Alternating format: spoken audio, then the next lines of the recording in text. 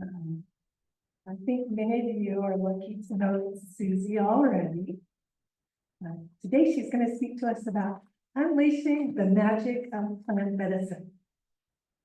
Susie Teague is the co-founder of Whispers of Nature and a recreational therapist. She practices neurological integration, Reiki, and ginseng energy healing. She works in her herbal healing labyrinth, a lot, I bet. Gardening, harvesting, producing herbals, and sharing herbal knowledge and medicine. She hosts various events in the labyrinth in season. She has studied and worked with herbal plants for 28 years and is passionate about the plant world. Take it away, Susie. Thank you. Thank you, Lynn, for inviting me to speak to the Garden Club. When Lynn called me and said, "Hey, we would really like you to speak," and this is the title that we were thinking about, "Unleashing the Magic of Plant Medicine." I'm like, "Gosh, really? How fun!" It was like the perfect title for me. Anyway.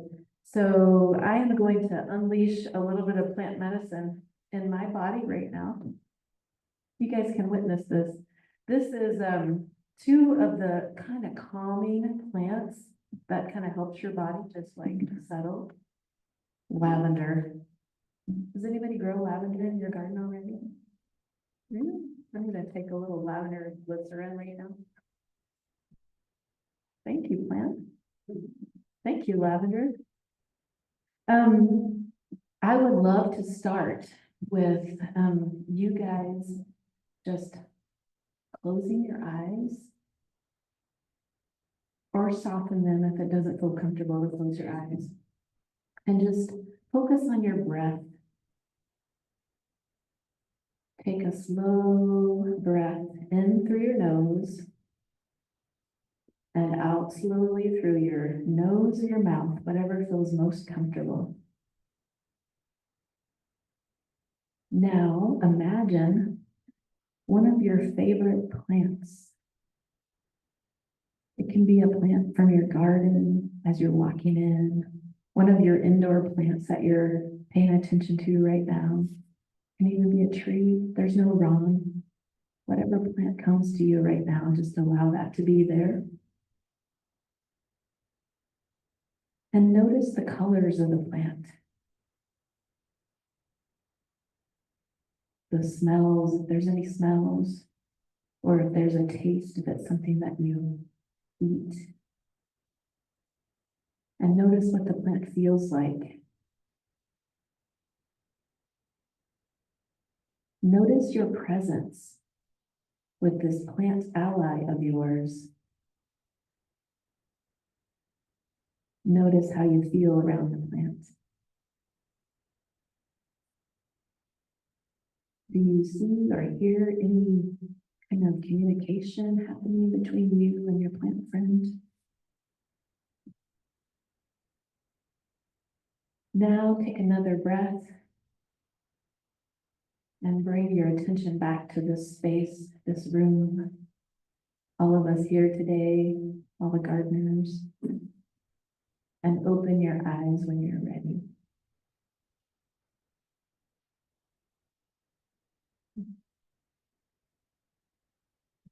Does anybody have plants come? Which plants came? Gardenia. Ooh, okay. Iris. Very sweet. Lavender.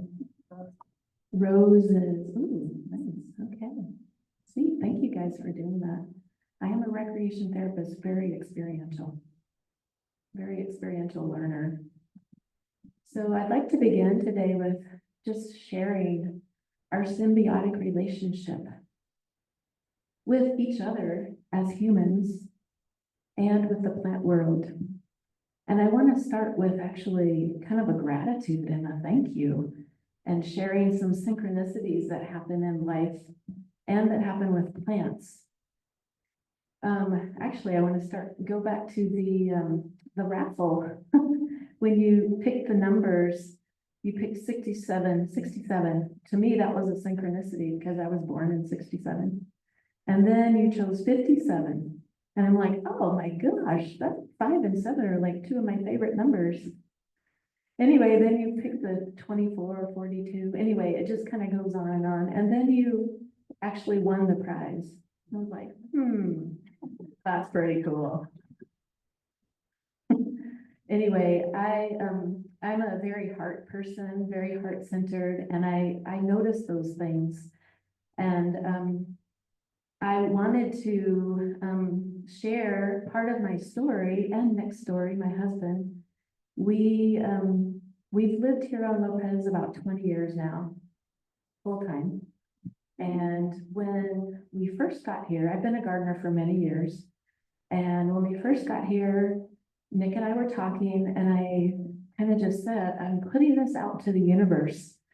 I would love to have someone on Lopez, a family or a couple or an individual that would be willing to let us garden. I get emotional sometimes. Garden on our property or on their property. And so just kind of left it be that way. And then a couple of weeks later, actually, it was pretty quick. A couple of weeks later, Nick came home from work. He was working for the Bureau of Land Management, BLM at the time. And he said, hey, Susie, your wish is gonna probably be coming true. We had dinner with Linda and David Hudson. Linda's here today. Raise your hand, Linda. Linda Hudson invited us over for dinner, and we started telling her and her husband, David, what we wanted to do. We want to garden, I love plant medicine, and we want to build a labyrinth, and we want it all to be there together. And as soon as we said labyrinth, she's like, oh. She ran to her bedroom. You remember this, Linda? Yes. She ran to her bedroom and came running out, and she said, I have a labyrinth book on my bedstand. We have been wanting a labyrinth on our property. The rest is history. That was like maybe 2006. We started building the labyrinth. 2007, we started planting in 2009. Yeah, and it's a really beautiful place, and I feel super blessed to be there and have Linda allow us to be there. It's really special. So synchronicities are always around. We just have to notice them. Plants, humans, and our co-creations, like I just said, just kind of having that heart center. We are always connected to plants.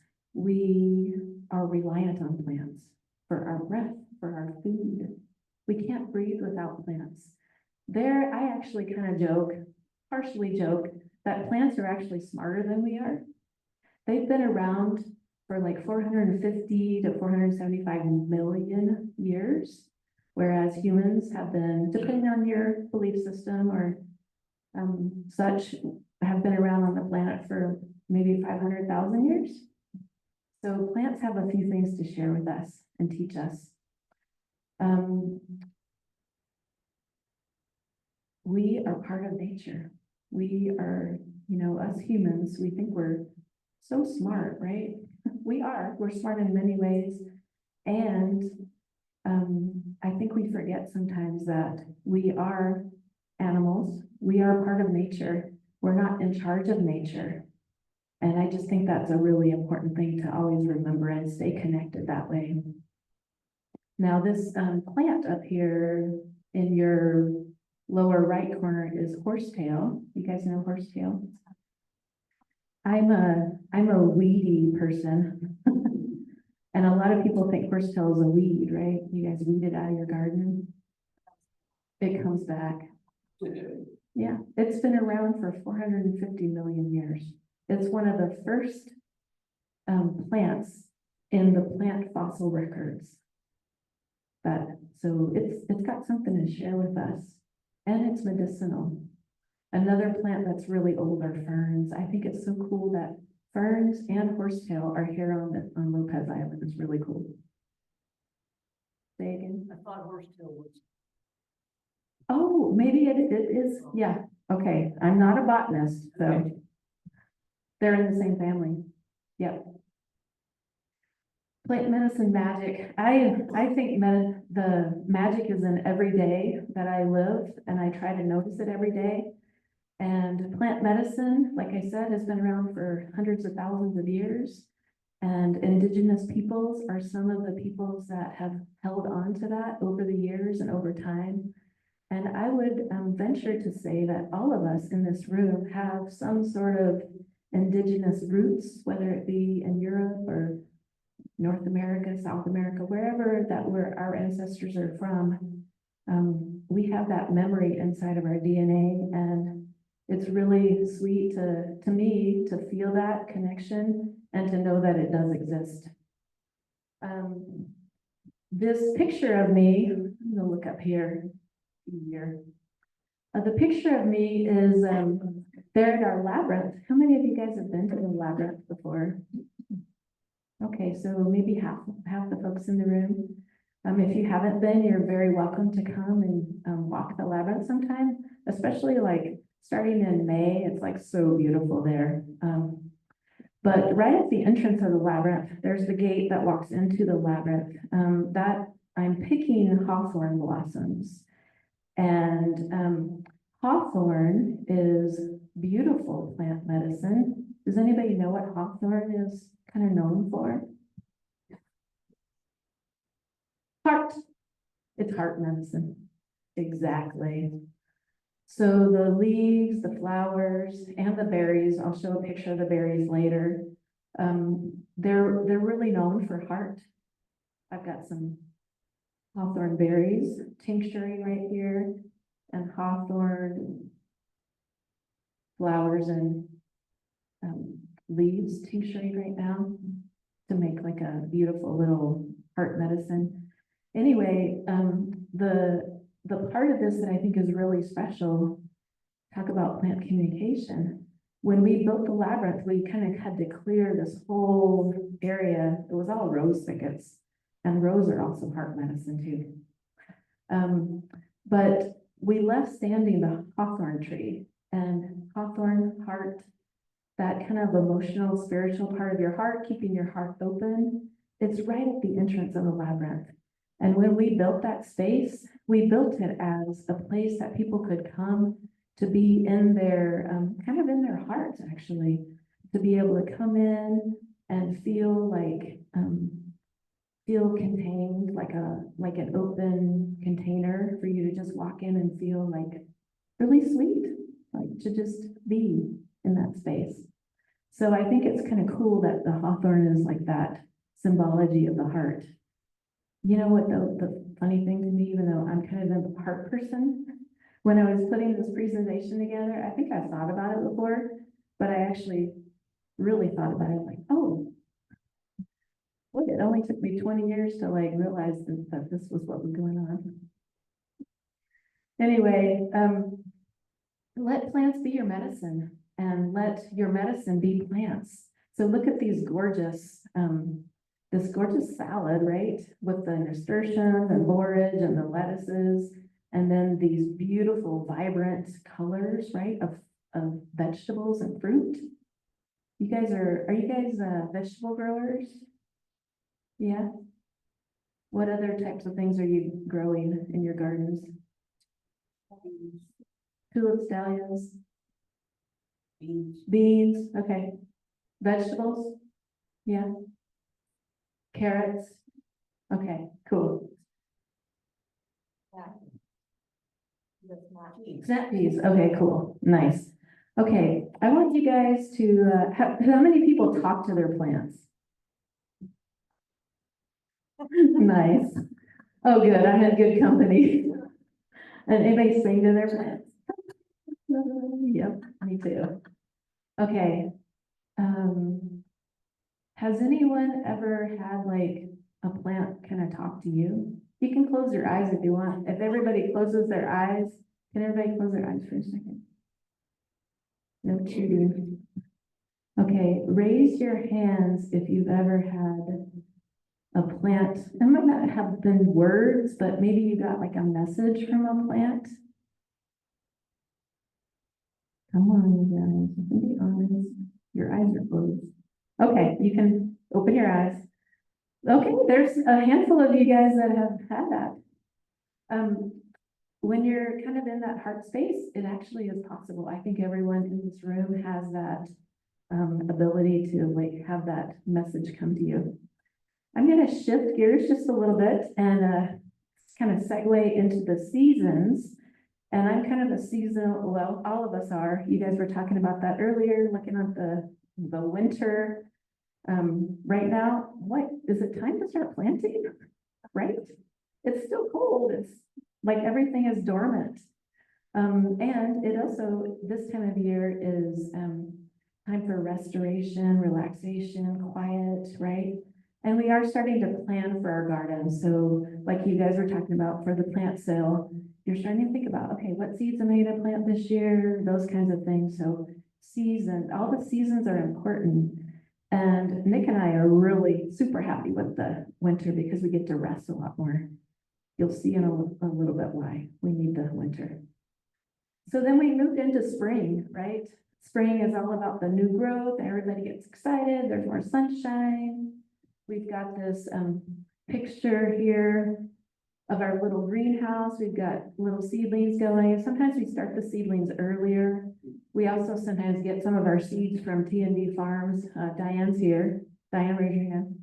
Thank you, Diane. Diane helps us with a lot of our starts sometimes.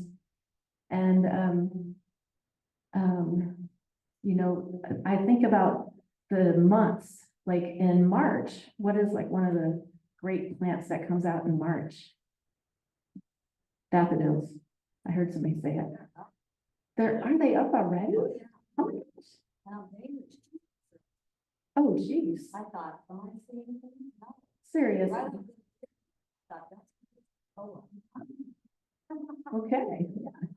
I think of April as the tulip season, but boy, that's crazy that they're already out. Plants adapt, right? We've had some nice weather this year. It has been. It almost feels like spring already, huh? Except for the right, the sun. So I wanted to mention a couple of these plants off to your left. The top one is nettle, stinging nettle. Is anybody familiar with stinging nettle? Probably from being stung, huh? A lot of people just kind of like, oh, rip that out of your garden when it's there.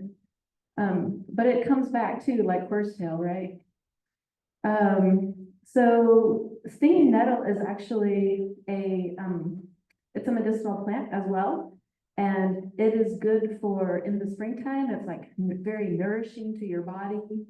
And it's good early in the season. If you start taking it with allergies, it can be helpful to help prevent allergies in the early spring. And it's also good medicine for like your kidneys and your adrenals. So it's kind of supportive in that way, nourishing to that. And then dandelion, it's actually one of my favorite plants. And dandelion in the springtime is all about cleansing. And you can eat the flowers, you can eat the bitter leaves and put them in your salads. Has anybody ever had those? Yeah. And then you can harvest the root. I like to harvest the roots in the fall and dry them and then use them in different teas and things. And they are a plant that for me, one of my earliest memories being in the garden was with my grandma.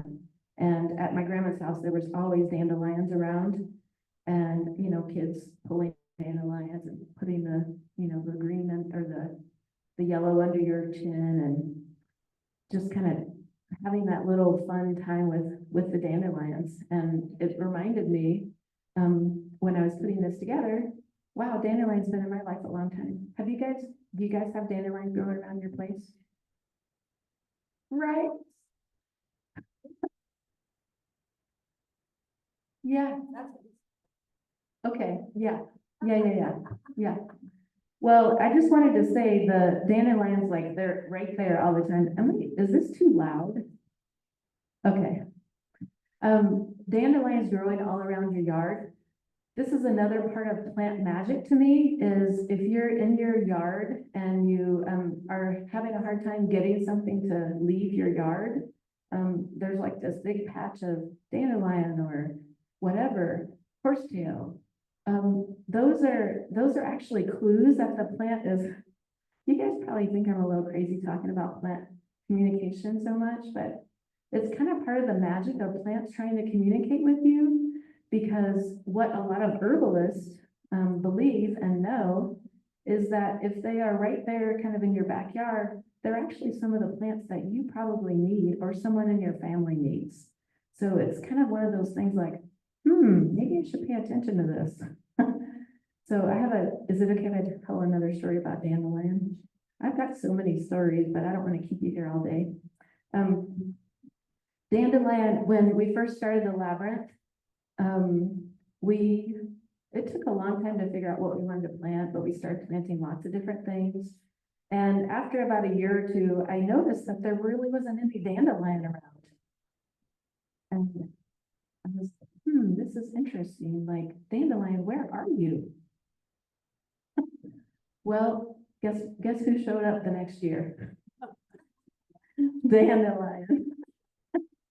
Anyway, I thought that was really fun.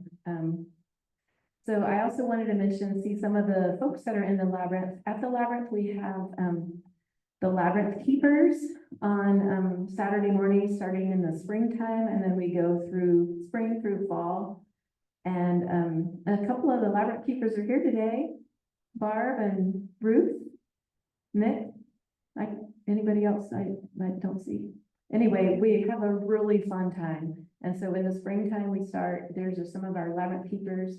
And then we also, like I said earlier, open the labyrinth up for people to walk. And this is just one of the groups that came in the springtime to walk the labyrinth. And also in spring, the roses are out, right? They come around May, they start blooming typically. And like I said earlier, when we first started the labyrinth, we had to kind of clear a bunch of rose thickets, but we left the rose along the roadside, and we just have tons and tons of like the Nootka rose every year, and it's beautiful. And every year I re-fall in love with the roses, and I harvest them every year. And in fact, I've got some dry rose here, rose petals. You can still open it up if you come up later and just take a big whiff of rose. It's so amazing. And with the fresh flowers, we can make lots of different things. And I'm sure some of you guys do this already. You can make teas. We all have tea in the winter time, right?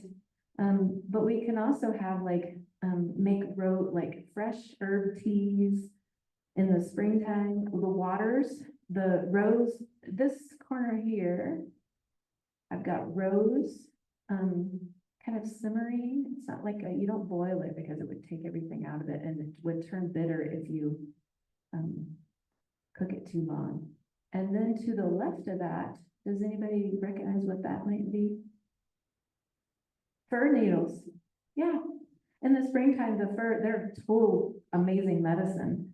They, in the springtime, you guys see the little beautiful light green tips. Yeah, you can just kind of pluck tips. And even if you taste them, has anybody ever tasted a rose? Yeah. What do they taste like? Citrus. Imagine that.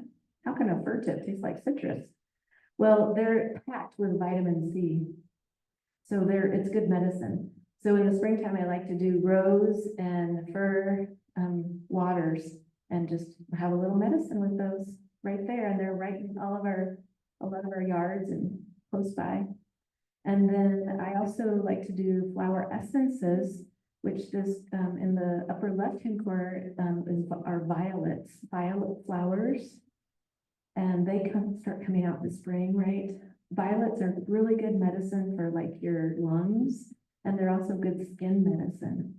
So all of this magic that plants are sharing with us all the time. It's so cool. And they're also a little bit mucilage, so they kind of have a little bit of a gooey feel to them. If you eat enough of them, you can feel that on your tongue.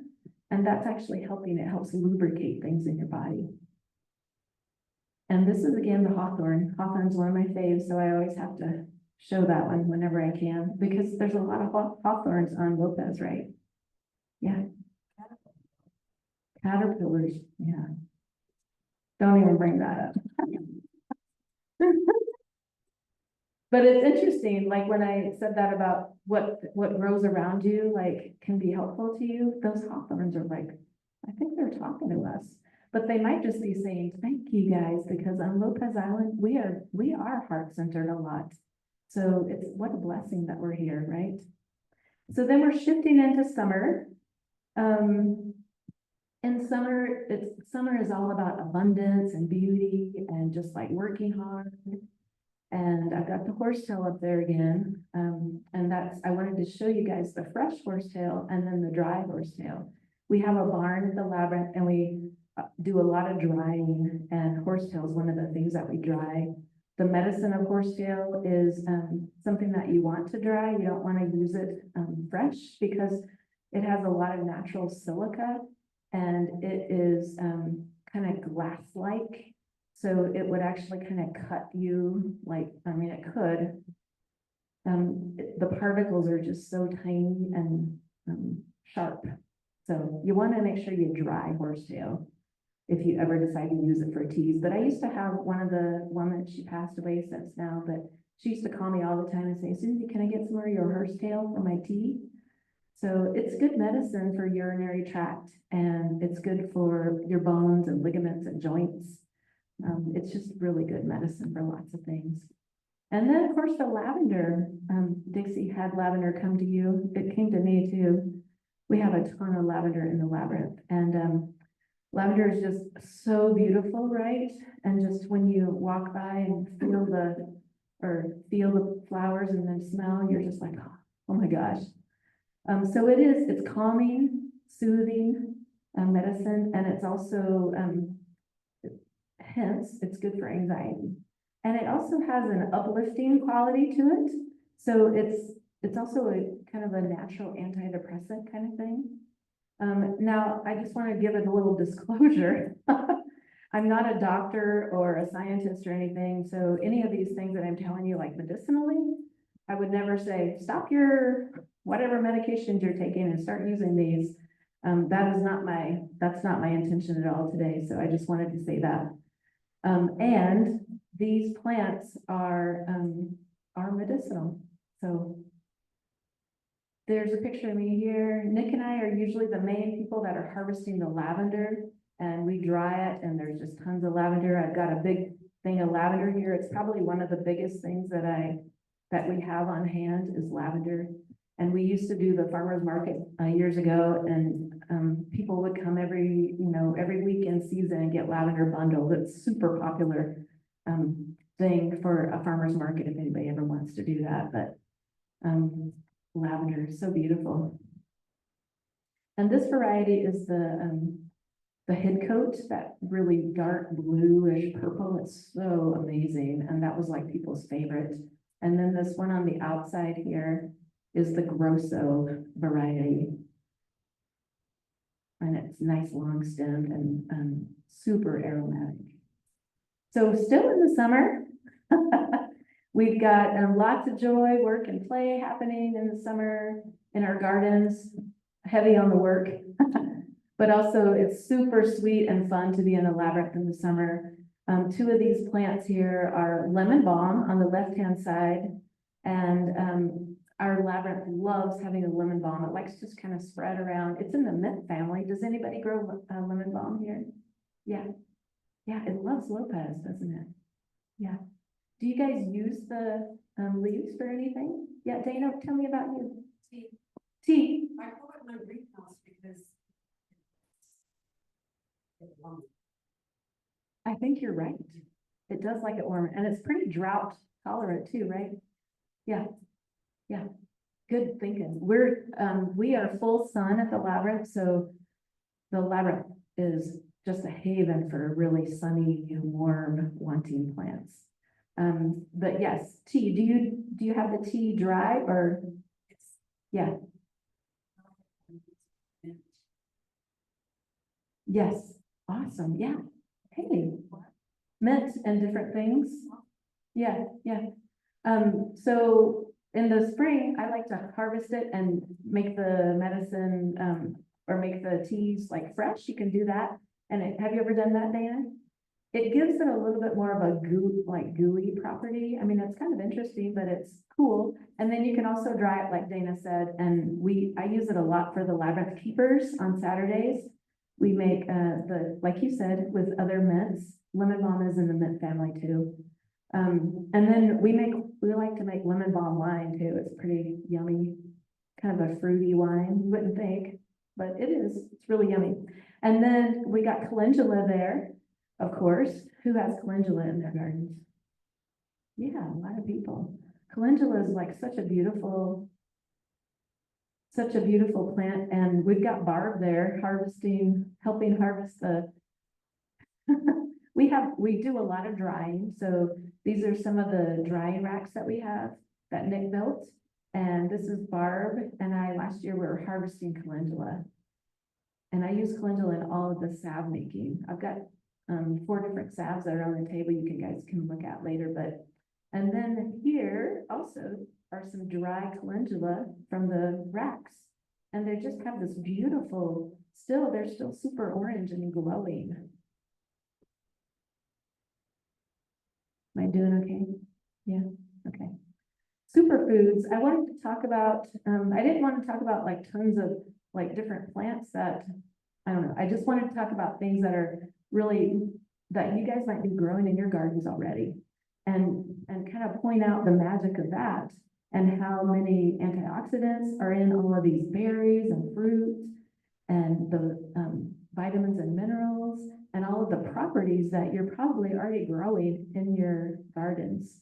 So apples, right? Eat an apple a day, keeps the doctor away. There's something to that. Like a lot of those old folk sayings are pretty real. And then you've got the grapes up in the right-hand corner, blueberries, and this on the lower right, that's aronia berry. Has anybody heard of aronia berry? Yeah, they're high packed in antioxidants, even more so than blueberries. So they're amazing brain food, heart health medicine. Particularly raspberries are amazing for eye health. I was talking to someone earlier about eyes.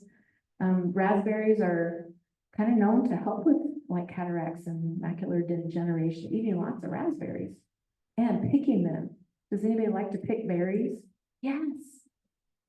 Talk about plant communication. What's happening with that, Ingrid? No, blackberries, that's my favorite. Yeah, right. They kind of just bring back that DNA instinct of like that hunter-gatherer, like, oh my gosh, these berries are just like calling you, right? I know. That was cool to see you guys all raising your hands on that, and I love that. Culinary herbs and spices. How many of you guys kind of have culinary herbs growing in your gardens? Nice.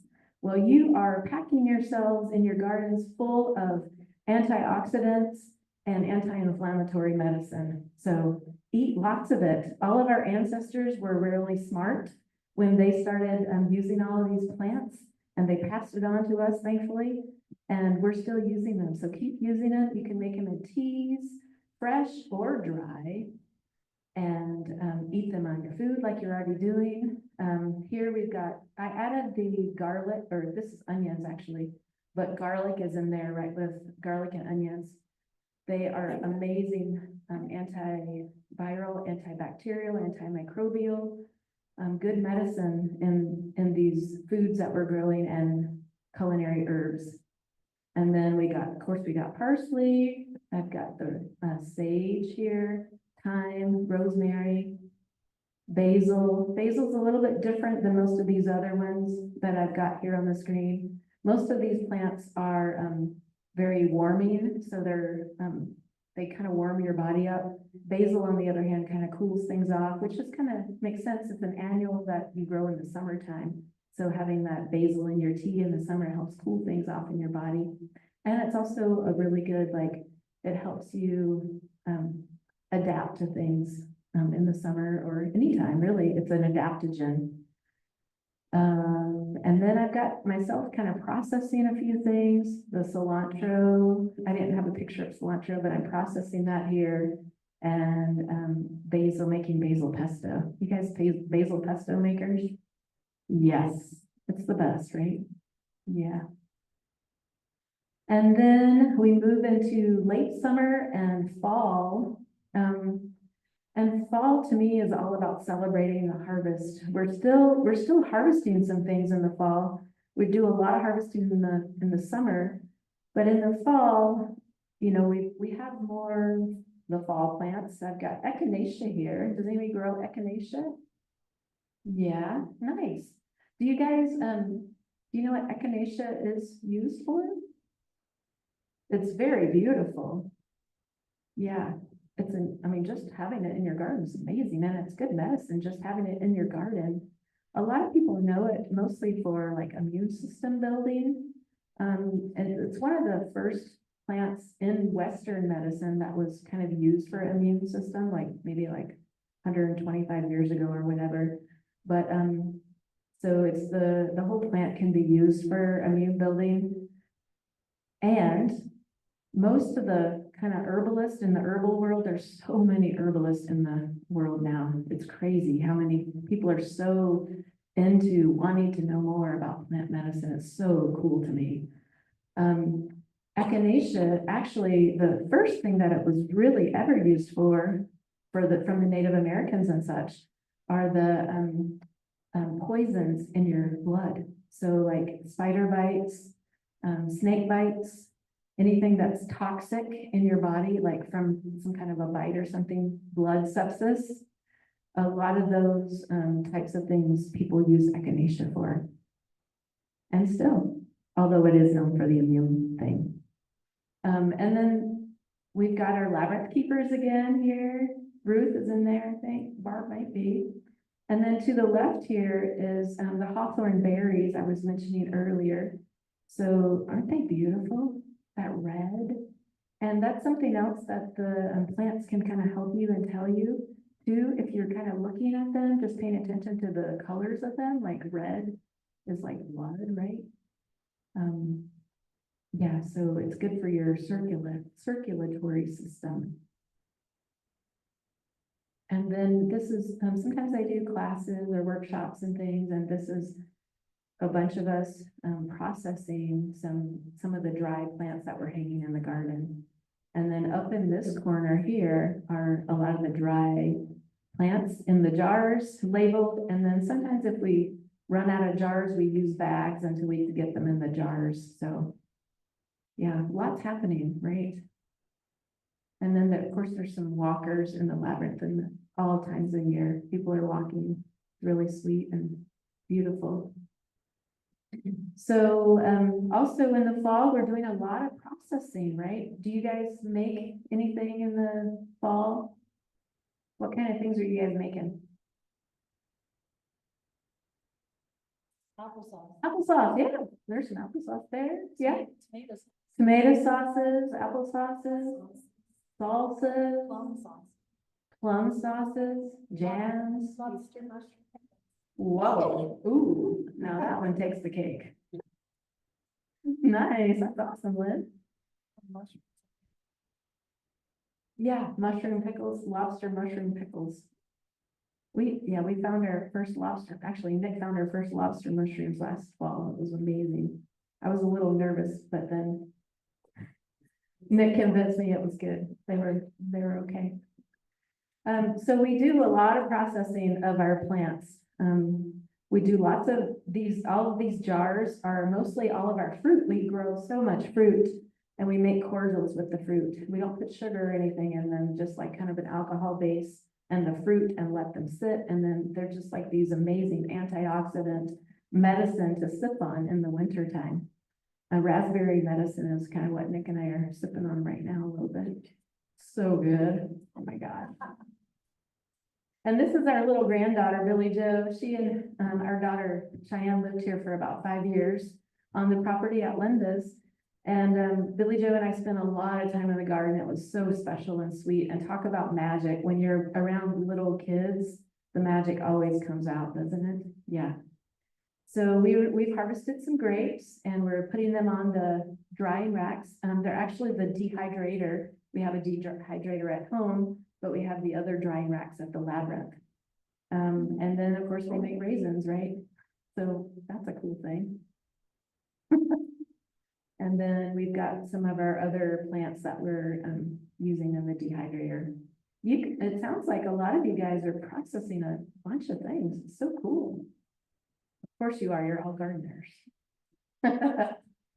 And then there's some other plants here that I wanted to show a couple of pictures of the inside the barn. When you're there in the summer, the barn is just full of drying plants, and they're all medicinal, so it's pretty dang cool. And then in the fall, we also harvest roots, and we dry roots in our dehydrator because they're more packed with moisture. So we actually use the electric dehydrator for those. And then this is just some of our other storage here for apples and garlic and things. And you see Nick and I processing some plants there. This dark one here, that's nettle. And I talked about nettle earlier as a very nourishing. And when it's dry like this, I like to make teas with it.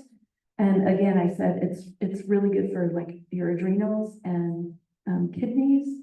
It's one of the best known herbs for kidney, if you have kidney troubles or really adrenal fatigue. It's like your #1 top medicine for that. And then another thing that we can do is with plants, with the calendula, you can make herbal oils. Well, you can make oils with lots of things. Some of the things I like to make them for are for the salve making that I do. But I've got right now, I have an arnica oil brewing for joints and aches and bruises. And I've got St. John's wort here too, and it's a really good one for the nerves. And I put those two together in a dear friend salve, and they're really good medicine. And this is just a couple of the steps of the process of making, herbal oils and then making the salves. And I'm on, yes. That's a really good question. So there are like pure essential oils that you're mentioning. Thank you for bringing that up. Yeah, this is a different process. I'm actually using a carrier oil, like usually an olive oil, or you can use grapeseed oil, or some people use coconut oil. The different oils that you can add herbs to and let them soak, and then the oil pulls out the constituents and properties of the plants, and then you strain them, and then have that oil in hand. Yeah, good question. And then pure essential oils is a whole nother presentation. But a lot of the plants that I showed you, especially in the culinary herbs, back a few slides ago, those are just packed with pure essential oils. And you can buy those little pure essential oils, pretty inexpensively and use them. And people are using them a lot more these days. Yeah, so this is just kind of a cacophony of different beautiful plants that are growing in the garden I didn't talk about, but I just really invite you all to, with all the magic that you already have in your gardens, and if there's something else that you want to plant, or if you have any thing that you want to ask me about later, I'm super happy to share more and invite you to unleash your magic with the plants. Thank you, guys. Yeah.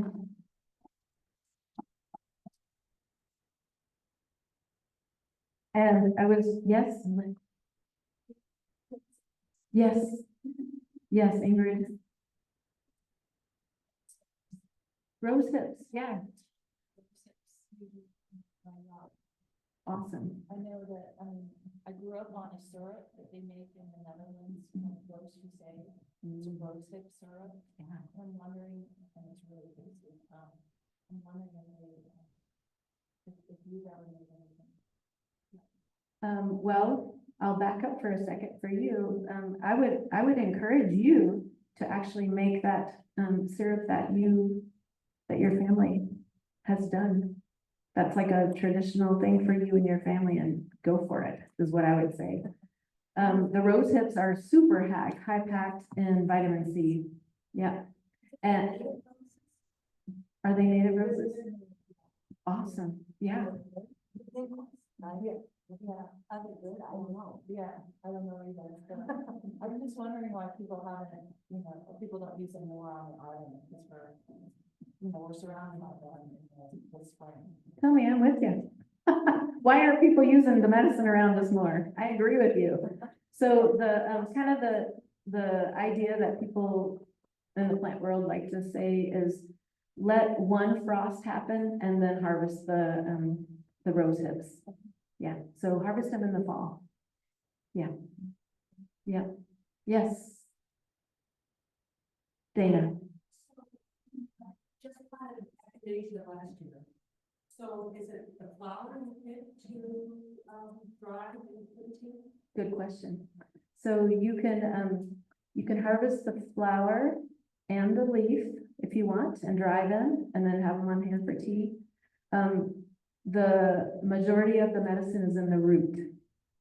So it's a tricky thing because what I've noticed with my echinacea is it doesn't spread as much as like I want it to.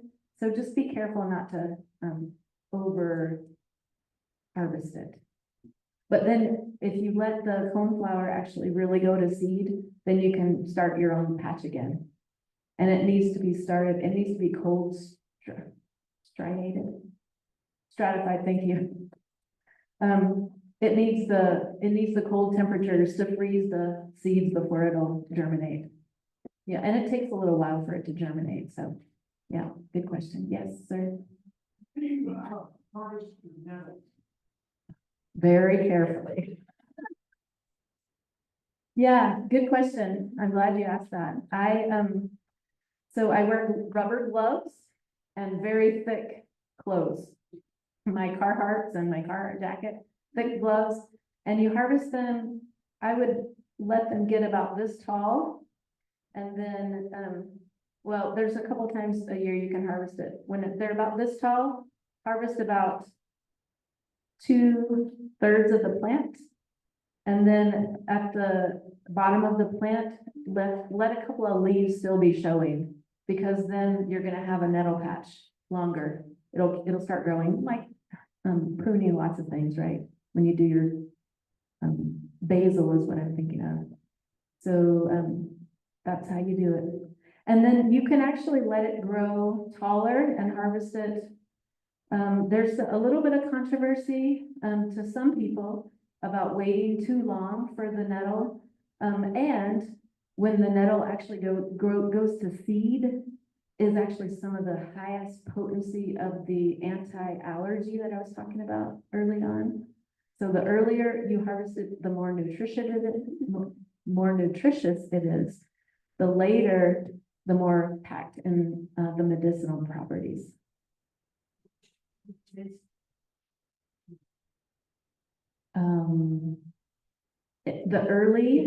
The early taste has that, you can make a tea with it, like kind of a little boiling it a little bit. And that has that kind of thick goopy that I was talking about earlier for one of the other ones, I can't remember now, but oh, the lemon balm. It has a little thick quality to it if you use it fresh. But if you wait and dry them, then it tastes more, yeah, it's not as thick and goopy. They're both good. Whatever your preference is. Yeah. So can the dried nettle also sting you? No, If you can make pesto with nettle too, so you can actually, cook it down and, make pesto, well, you would cook it down first, like making the tea. So, yeah, you wanna make pesto, cook the nettle down, keep the tea on hand to drink, and then make pesto with the nettle. When you cook it or dry it, the sting goes away. When you cook it, you add water like you're making a tea. Yeah. Yeah. Cool. Anybody have any other? Yes, Gail. I'm a book nerd, people are starting on their herbal journey. Is there one that you would recommend for beginners? For actually gardening or for making medicines or? Yeah, I think you guys can do. Probably more than I can. Yeah, Rosemary Gladstar is one of my favorite herbalists, and she's well known all around the world. And she has this really sweet book. It's called Medicinal Herbs, A Beginner's Guide. And she has a lot of the herbs that I talked about today. But goes through things step by step with lots of photos, and I really trust her as an herbalist. So this is a good one. And I also looked at the one that you actually got from the bookstore, and I skimmed through it. It looks really nice too. So that's another good resource. There's so many, you know, there's this edible flower garden. Well, you guys are already probably growing edibles, but that's where I'd start. Rosemary Gladstar. Yes. Oh. Which of your preparations can we find at the apothecary? Oh, well, most of you kind of have to talk to me like personally to get most of my things. But the salves that I make are at the apothecary. Yeah. And we also have a small online presence too. We also make like, some, body mists. They're actually from the essential oils. So we have those sometimes at the apothecary. And then we might this summer, we're hoping, if all goes well, that we'll have a little farm stand at the Labyrinth this summer. So we'll have things there too. And I'm always available to talk to you about things. I do a lot of custom orders for people. And, yeah, people just say, hey, can you help me out with my heart or whatever? And I kind of help them put something together. Thanks, Lynn. Anybody have any other? Yes? Oh, good question. You can, let me know. I can put you on our mailing list. I didn't do any workshops last year, but yes, whenever I have them, if you're on my list, then I'll make sure you know. Yes. And maybe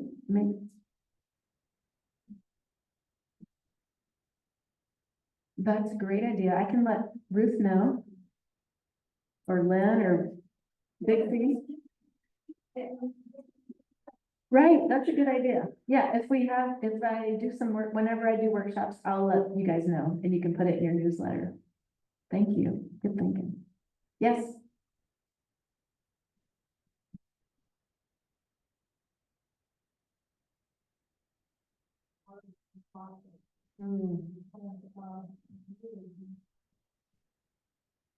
It would be really fun to do that. I've kind of in my mind for years, I've wanted to do something like that. So maybe it's time. If I've got folks that are really interested, if there's enough people that really want that, then maybe I can make it happen.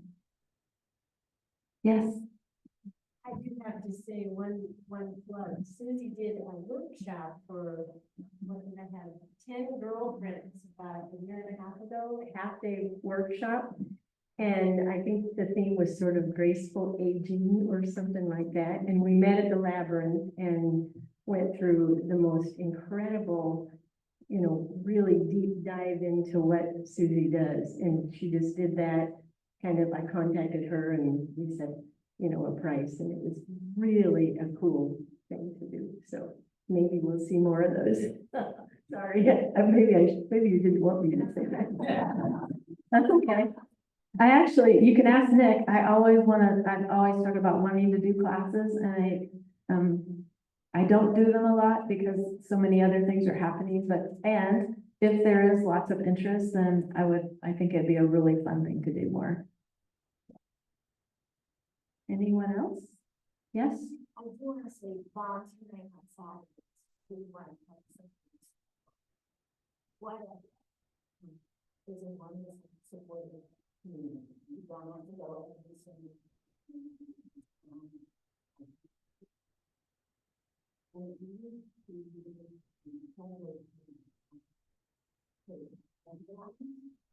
First met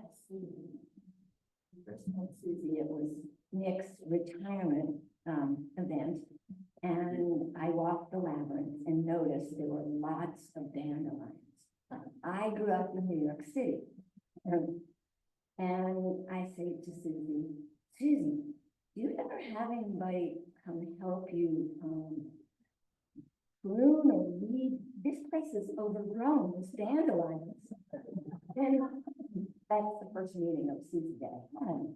And she very gently says to me, well, I guess you don't realize I use the dandelions.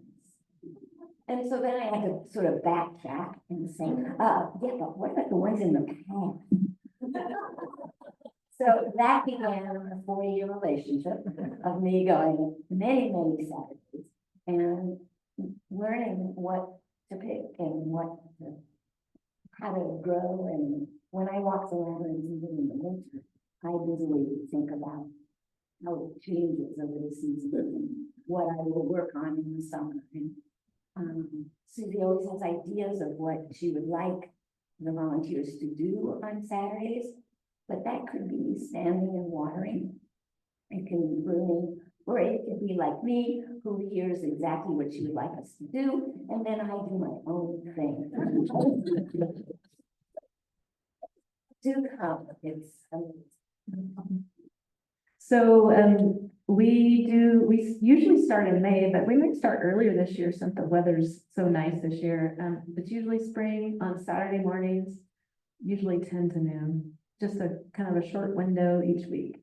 Yeah. Anyone else have any more questions? Wow, well, thank you guys so much for having me today, and I just love talking to you guys about plants and look forward to hearing your stories too. Thank you. Thank you.